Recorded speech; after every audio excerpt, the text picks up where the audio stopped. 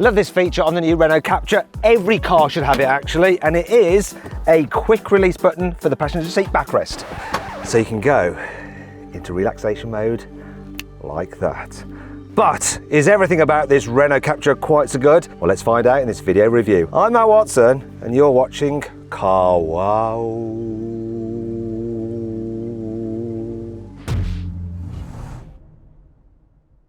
Let's start this video by talking about the design of the Renault Captur, and I think it's quite smart looking. It sort of looks like an EV from the front, the way you've got like this blanked out grille, but you do have cooling down here. I like the light design as well, the way it blends into this element here.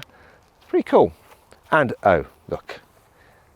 These vents are real, because if you go around here you can see where they exit to help smooth airflow over the wheels. Alloy wheel sizes start at 17 inches, which are going to look too small. Because this is the range topping Alpine Esprit, you get the 19s. Look, it says there, look, Esprit Alpine. I said it the wrong way around, didn't I? Don't like the look of that though, that's a bit tacky. Moving down the side, so you can get like a contrasting design with the door mirrors and the roof, and you've got shiny roof bars. It's because this is the top of the range, and it's quite smart from the side as well. Round the back, looks nice. Renault's designers are pretty good, aren't they? They're definitely on it at the moment. Though, while this is good looking, it's not quite as cool as their very latest design, the new Renault 5. I love the look of that car. And the Alpine version. Oh, lovely. Anyhow, there's no fakery with fake exhaust or anything like that. They're keeping it simple. So here's the price. Starts from £21,000 for the entry-level car. This range-topping version is just under £28,000. And don't forget, you're going to be able to get a discount on that through Carwow. So you need to check out what that is by clicking on the pop-out banner up there or following the QR code on the screen now to go to Carwow. So much you can save on a Renault Captur. But it is really good value for money. I'll say that about it. I like the interior design of this new Renault Captur. So the dash is quite neat and tidy. This being the Alpine version has sporty bits on it, looking sporty stitching and colouring and sporty seats. And the seats actually in this are quite nice. There's plenty of adjustment in them as well. Look, it's electric for the driver's seat. It moves quite quickly. And you can sit up quite high if you like that kind of thing. Hi, I'm sitting high. There's enough adjustment to the steering wheel as well. Oh, speaking of which, look, more stitching, more Alpine stitching there on the steering wheel.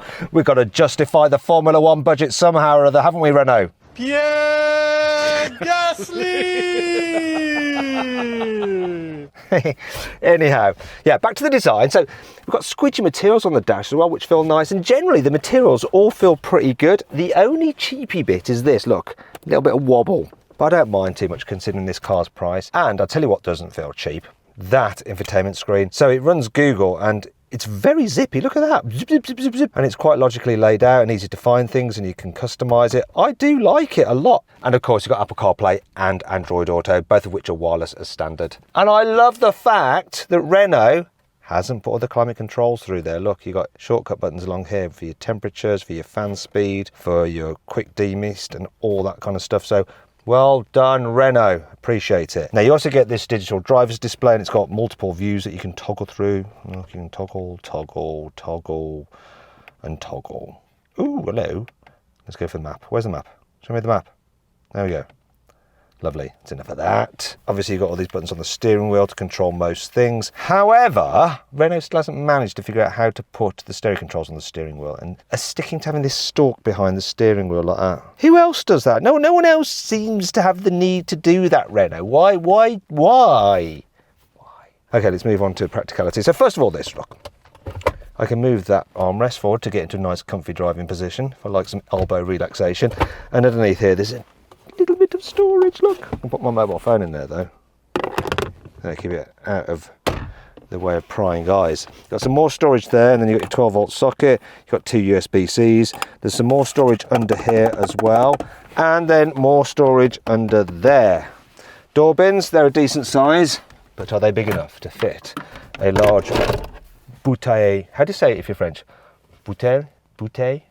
That's right. This is how you're supposed to say it. Bouteille. Anyway, is there anything else you need to know about this? Oh yes, I'm not the biggest fan of this big gear selector. I mean, do you know what you should do, Renault? Right? Instead of having that silly thing behind there to do the stereo controls, figure out how to put them on the steering wheel, then actually have a gear selector lever up here like VW have now adopted, but Mercedes actually started the trend with. Do that instead of this. Right, other features. Big sun visors, which is good, and a nice big vanity mirror which is illuminated. That's good. The materials in here are quite interesting. Not expensive feeling, but not cheap feeling, but just different. It's sort of like, I don't know, what is this, Hessian? It's quite nice. However, I do think that the interior of Peugeot 2008 is slightly cooler. The Renault Captur is terrible for rear passengers. I mean, look how little knee room I've got. This is just ridiculous. No, it's not, look. If I pull this lever here, I can slide the seats back. And then there is loads of knee room. Also, look, you can see that the front seats are raised up so you can stretch your feet out underneath them. And headroom, that's really good as well. In fact, these seats are super comfortable. Good for doing good distances in the back of this car. And now there is a bit of a hump in the floor there, but because those footwells are so big and spacious, there's enough room to carry 3 people in the back at once and space for everyone's seat. The only complaint I'd have is that because this car is reasonably narrow, shoulder room is a bit tight, but it is doable. When it comes to fitting a child seat, what does annoy me is this, like these zips to get to the ISOFIX points, because they're buried in there, so you can take a while to kind of stab away to actually find the mounting points, but you're not going to do that very often, are you? There's enough space back here. The doors open wide enough to be able to get the seat in quite easily, and if you've got one of those bulky rear facing seats, you might need to push the front passenger seat forward a bit, but there's still enough room in the front seat after you've done that for a front passenger to sit comfortably. Other things to note, look, we got your 12-volt socket there, there's a couple of USB-Cs, there's storage pockets here, and let me just grab this. The door bins are big enough. Plus the rear windows, they go down almost all the way, so I'll forgive the car that. Well, I can't forgive it though. There's no through loading. Oh dear. Oh, to be fair, none of this car's key competitors have through loading either, so maybe I should just shut my mouth. Want to sell your car quickly, easily and for a fair price? Then head to carwow to have over 4,000 trusted dealers ready to bid on it in an online auction. First, enter your car's registration to get an instant approximate valuation. Then, if you want to proceed, give us some more details and upload some photos and we'll help you set a fair reserve price for your car. That's the minimum amount you'd be happy to sell it for. Once you've done that, we'll enter your car into an online auction. When the auction's over, we'll let you know the result and the dealer with the winning bid will be in touch to arrange easy payment and free collection of your car. 93% of sellers surveyed said they got the price they expected or more through carwow. The best bit is, it's completely free! I put a link in the description of this video and the pinned comment to take you directly to carwow, where over 4,000 dealers are ready to bid on your car. Or you can just click on the pop-out banner that should be appearing in the top right-hand corner of the screen now. Alternatively, just Google "Help Me Carwow" and we will help you sell your car quickly, easily and for a fair price. On with the video. The boot on the Renault Captur is very, very practical. So it's a nice square shape, you can easily fit a man in it, and look at this, no load lip, so when you slide out, nothing to catch your buttocks on. Also underneath here you have some more storage, that's good. But if you need more space, of course, look, fold down the rear seats, oh, come on. Fold, my friends, fold. There, look, more load space, fabulous. Now obviously when you remove this you have a bit of a ridge there which makes it harder to slide things to the front, but that's not the biggest issue with this boot. You see, if you have the hybrid version, which this car is, then you get some batteries underneath here and they eat into the boot space. The load capacity for the standard non-hybrid is 480 litres, which is massive, but on this hybrid the boot capacity with the seats up is reduced by about a quarter to 350 litres. And that brings you on to 5 annoying things in the Renault Captur. Renault's fitted these little seatbelt guides here to keep the seatbelts in place, but when you pull up the lever to fold down the rear seats, it actually detaches the seatbelt, and then this happens, look. Great. Just, it's a bit annoying. The cup holders here aren't quite grippy enough, so if you've got one of these standard 500 milliliter bottles, they wobble about quite a bit. Means that if you accelerate slightly, look, your drink will tip over. Now, I'm not just picking on Renault here. Here's an example of the front cup holders in an Audi A3. And here's a Volkswagen Tiguan. See, all fine in those, but not here. The definition of the reversing camera is terrible. Look, it's so low res. Renault, it is 2024, not 2004. You can fit the low cover underneath the false floor, but it's a bit of a faff to do, so much so that I can't be bothered to do it myself. So I'm going to get my wonderful accomplice, James, to do it. Go on, James. So what you have to do first of all is fold down the rear seat slightly, like that, pull them forward, fold them down, create some space. Why do you need the space? Well, James is going to reveal why now. Go on, James, you can do it. Good man. So the reason is that while you think that the low cover will go underneath the false floor quite easily, there are these runners just here. Look see these runners? Right, they're just getting in the way. Watch this now. You can't quite squeeze the low cover past them. Look, you can't do it no matter how hard you try. So what you have to do, look, as James has prepped, is you have to do it by sliding them through that gap that you've just created with the rear seats. And now you have to put it all back together again.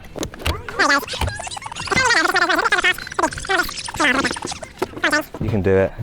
Thank you very much. That is perfect. Low cover is now, look, securely underneath there. But oh my gosh, I've forgotten. Oh, for the next shot, we actually need it in place. So, James, would you mind?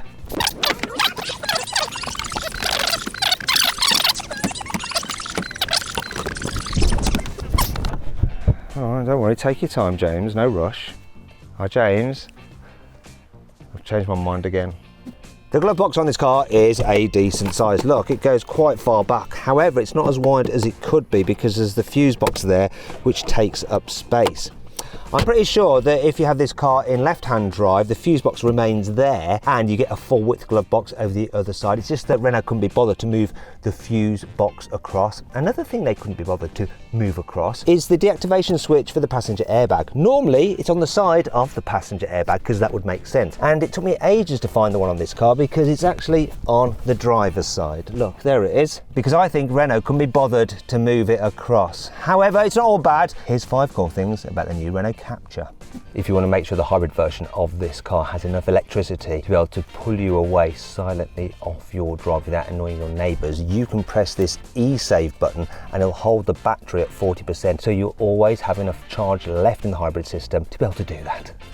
You can get the Renault Captur with interior ambient lighting, and look, there's 48 different colours and you can set them just as you like. Alternatively, you can go to an automatic mode and the colour of the ambient lighting automatically adapts to the time of day. That means it'll probably show blue light in the morning to help wake you up, and then later at night it'll be more red lighting so that you don't get unnecessarily stimulated later on in the day, then find it hard to go to sleep and end up just like doom scrolling on TikTok on your mobile phone till 4 AM.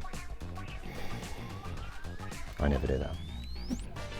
There's a personal setting for the automatic safety system, so if you go into that, you can actually configure it just as you want to, like that. So you can turn off things like the warning chime if you're going over the speed limit, the lane departure warning and all that kind of stuff. Many other cars, when you turn it off and on again, you automatically have these systems default to being on. But at the press of this button over here, if you double press it, it'll put it into that personal mode, which means if you set it to have them off, it's so easy to turn them all off so it doesn't annoy you. You might be wondering why I'm eating a nice Ollie. Well, my daughter just brought me one in her little Citroën.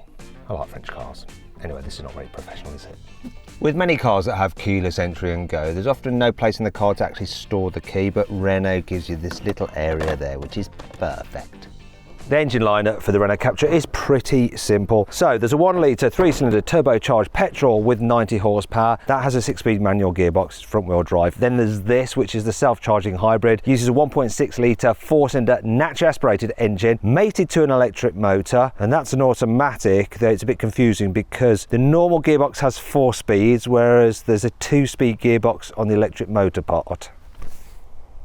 Anyway, total system output for this, 145 horsepower. There may be a plug-in hybrid version of this car available at a later date. Don't know yet. Renault hasn't announced it. Now, in the meantime, if you want to see what is my favourite version of the Renault Captur, trim and engine combo, click on the pop-out banner appearing in the top right-hand corner of the screen, or follow the QR code on the screen right now. I've configured one through carwow, and you can see exactly what that car is and how much you can save through carwow. Right, now let's see what this Renault Captur is like to drive. First thing I'm going to do is double press my safety button to turn off the warnings. So I'm driving this in comfort mode, which means you've got lighter steering and a more relaxed throttle response. As I'm going slowly, you know, most villages are now like 20 miles an hour. This is just driving along in electric power. This is why you want to use your e-save button. You see, sometimes when you're on the motorway, hit that, it'll make sure that when you reach a village, you can just poodle about in electric power. And then this car is like nearly silent apart from the noise you get emitted from the outside to warn pedestrians of your approach. And it's really quite nice and easy to drive. So one of the things with hybrids is that sometimes they can have grabby brakes. Let's test this one. No, it's all good. Quite smooth considering your first bit of braking is regen. It's going to B mode, which is more exaggerated braking when you lift off. It's not one pedal drive though, so I won't bother with that. I'm going to test the maneuverability. So the turning circle, I'm going to go to reverse first. No, we don't have surround view cameras. Okay. It's 11.1 meters. I've got parking sensors. I've got them at the front. Yes. Good. 11.1 meters, pretty good, but most of this car's competitors are like mid-10s. I think that is the difference of being able to make it around here and not. So we're going to have to 3-point this one. Oh dear, what a shame. Now the visibility is generally quite good, so decent sized door mirrors, the view at the back window is all right. There is quite a thick pillar at the back, but there's an extra little window which just gives you a bit of better visibility when you're looking over your shoulder to pull out at junctions. The only thing that's really, I find, an issue with the visibility is because this pod here contains all like your camera and stuff for your driving technology, your safety systems and stuff, it's quite far down the windscreen, so you get like this little letterbox effect just between the dash there and the rear view mirror. Reminds me of my GR Yaris. It's a bit of a problem on that, and it's a bit of a problem on this, and it makes you want to sort of turn the mirror like that so that you can actually see through that gap better. It's not ideal on a family car such as this. It's a bit of a shame because everything else about the driving experience in town is absolutely spot on. Speaking of which, one of the benefits of the hybrid compared to the petrol is that instant pickup from the electric motor when you put your foot down. If you go for the less powerful turbo, because you've got turbo lag and less power, it's just not as responsive for pulling away and getting into gaps in traffic as this hybrid. Thing is though, that engine will set you back £3,500 less. It means the car starts from £21,000, which is actually really good value for money. So many cars I drive at the moment just seem so expensive, mainly because they're electric, whereas this Renault Captur is absolutely great value, and this hybrid one is as well. It's going to cost you more to have it. Which one would you go for? Which one would I go for? I'll tell you at the end of this driving section. We're still just coasting in electric power. Look, oh, pick up, that's good. Do you know what? I think if you're going to be driving a lot around town, you are going to be better off with this hybrid. You'll just find it nicer to live with because of that response and the economy you'll get out of it. It'll be better and more efficient. It will take you a while to make up the difference in that list price, but you might get there over about 3 or 4 years. And of course, the hybrid will hold its value better as well. It's quite comfortable, this. So the suspension, it's nice and supple, it's relaxing, seats are comfy. Minor complaint, maybe it does fidget a little bit over slightly rougher surfaces, but I'm splitting hairs really. There's not much in it between this car and its competitors such as the Volkswagen T-Cross. Maybe that is a little bit more smooth down the road, but unless you're back to back them and really like kind of nitpicking, you're not going to notice the difference. So the petrol engine kicked in there. The transition was really smooth, didn't notice it. I am noticing the fidgeting suspension now a bit as I'm going quicker though. Some of you win, Renault, and some you lose. It all seems quite smooth at like moderate speeds, the interaction between the motor, the gearbox and the petrol engine. We'll find out what it's like when you really need to like accelerate suddenly in a moment when we reach a dual carriageway. Okay, here we go then. Cruising at around 40, just going to accelerate to overtake the car in front. 3, 2, 1, go. Oh, that was a bit of a pause. But once it's going, it's actually all right considering what kind of car it is. And then when you're on the motorway as well, up to speed, there is enough grunt with the help of that electric motor to be able to change your speed quite easily. I would imagine that 90 horsepower petrol, especially with people on board, is going to feel a bit too slow. Maybe this one is worth the extra money. Probably is, especially when you consider the economy. This thing is supposed to do 60 miles to the gallon for this hybrid. It's actually averaging 53, though earlier, before I was filming it, and I was just driving it normally and hadn't been like doing stop-start and stuff like that with it while filming, I got 57 miles to the gallon out of it. And I think you're going to get around that if you're careful. It's good.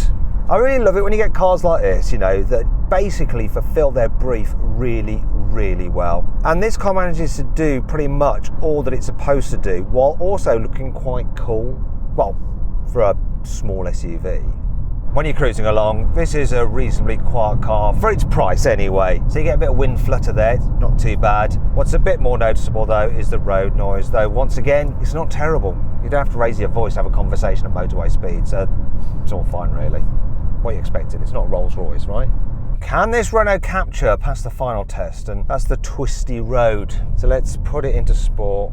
It's going to add a bit of zip to the throttle and weight to the steering. Now, I'm not expecting it to feel sporty, it's not supposed to, but can it hold its own? Can you steer around bends like this at the speed limit, 50 miles an hour, without it falling over? And yes, you can. That's all it needs to be able to do. And I could tell actually through the steering wheel how much grip the front wheels had, which is good. I mean, it doesn't make it fun or anything, but it just tells you what's going on, which is all you can expect from a car such as this. Here's another one. I'm not going to slow down. Don't have to. What more do you need? Can't fault it. Do you know what? I'm actually really surprised about how well this actually handles. Now, I shouldn't be, because it's based on a Clio underneath, and the Clio is a fine handling little car. There is one last thing though we need to do. Renault says this hybrid version of the Captur should do 0 to 60 in 10.6 seconds, but let's find out for ourselves. I'm going to use my specialist timing gear. Brake boost it, here we go. Let's not brake boost it, didn't like that. Okay, here we go, I'm just going to off the brake and floor the throttle. Bit of hybrid shove off the line, we're going. The engine gets a bit noisy when you thrash it. 9.18. I had to double check that, it's way quicker. Actually, Renault says that the turbo petrol, the 90, does it in like 14 point something seconds, so this is quite a bit quicker. Another reason to pay the extra and go for the hybrid. So then, what's my final verdict on the new Renault Captur? Should you avoid it, consider it, shortlist it, or just go right ahead and buy it? Well, I reckon you should shortlist the Captur. It might not be the nippiest car of its kind or the most comfortable, but it's practical, it looks good, and it's really great value for money. Anyway, I hope you enjoyed the video. If you did, give it a like, click on the video windows for some more videos, and if you want to see how much money you can save on your next car, click on the CarWow logo. Thanks for watching.